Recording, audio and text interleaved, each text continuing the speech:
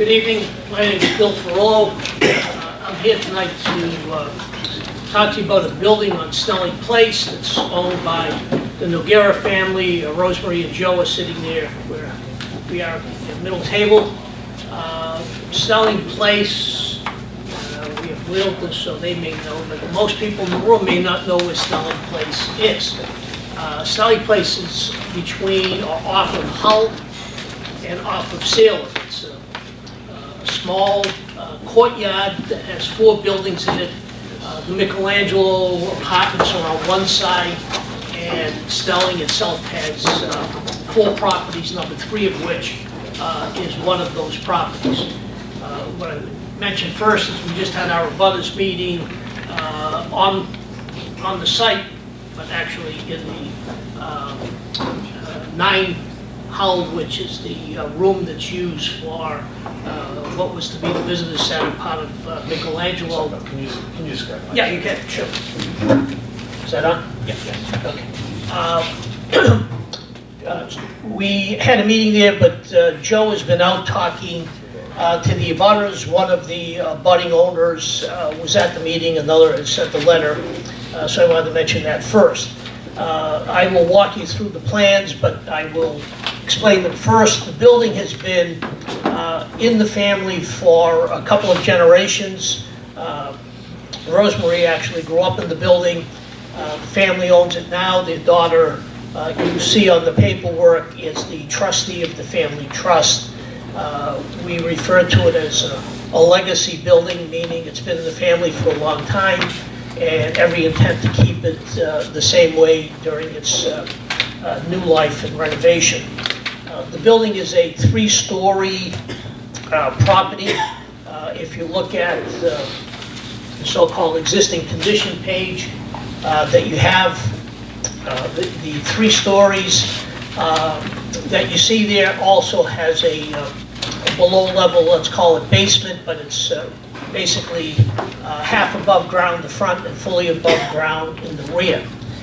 We are proposing generally 2 things to do with the building. One is to incorporate the basement into the first floor, so that would be a duplex unit. I'll go over square footages in a minute. And the second thing we are proposing to do is to add a 4th floor to this building to duplex with the 3rd floor. So currently the 3 floors of the building are so-called floor-through apartments, 1 bedroom on the 1st floor, 2 bedrooms on the 2nd and 3rd floor. The square footages of the existing building are rather small. They're about 500 square feet of space, usable space. The lot size is 580 square feet. We will be using the basement. Some of the basement is also used for utility and storage. So that duplex on the lower level will have approximately 860 square feet in the duplex. The floor above it, which is the singular floor, has approximately 460 square feet of space, and the duplex on the top will have approximately 900 square feet of livable space. The proposal that we're showing you has a few things in it, and that is that the thoughts of doing this building has been going on for a number of years with the Nogueras and their neighbors, and an important element to it, especially to one of the abutters, is that it remains a 3-family building, which it is, not being expanded to additional units.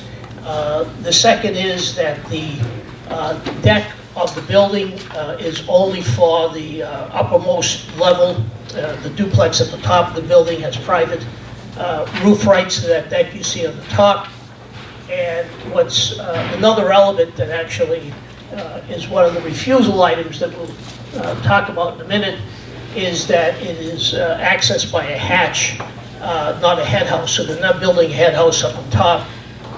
You'll come up the stairs and you'll exit a hatch onto that roof, which narrows down the roof line. We have what will be If you look at the other pieces that I've given you, there are the violations going before the board.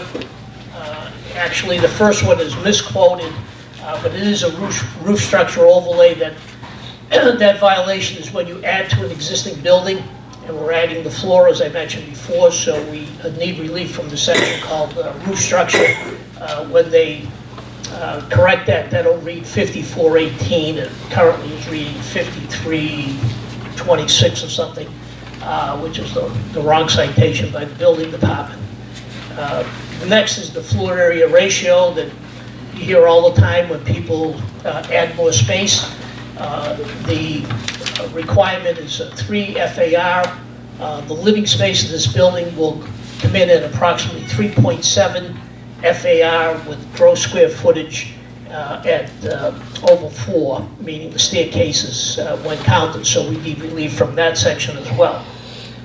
Open space insufficient.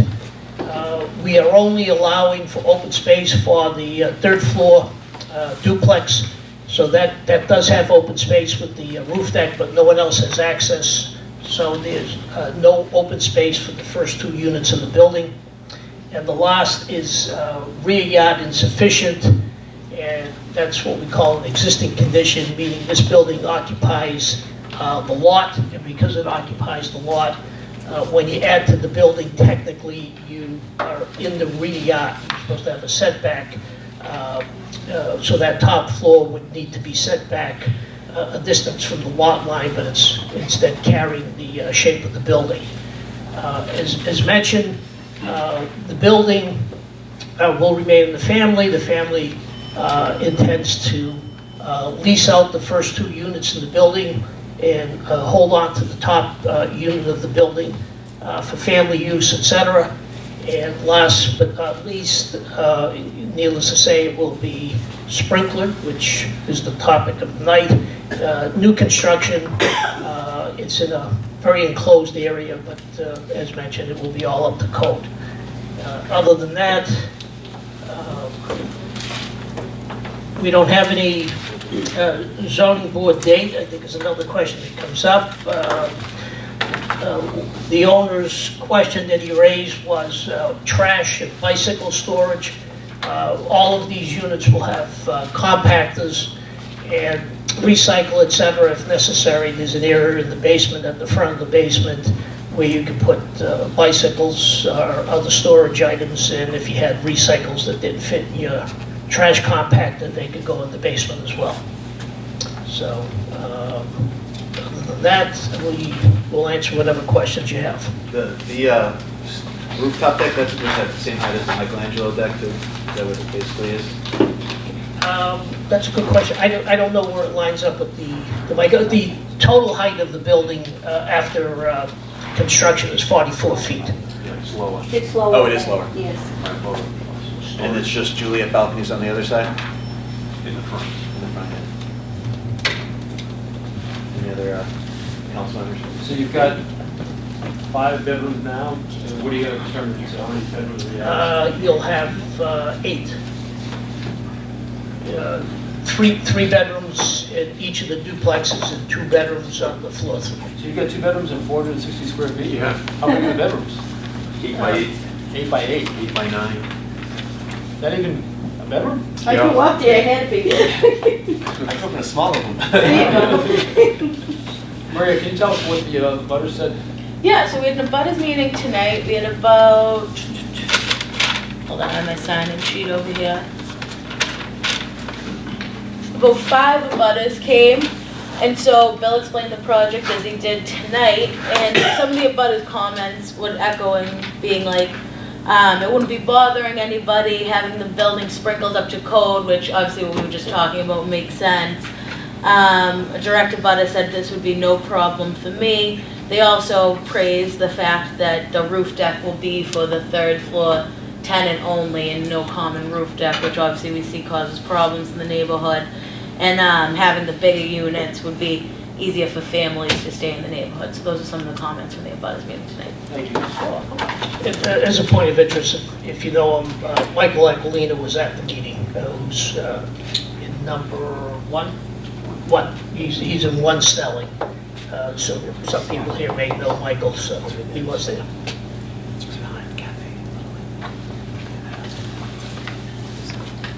Anything else, sir? Anyone in the audience have any questions? All right, then I'll ask the council to please vote, support, or opposition. Good.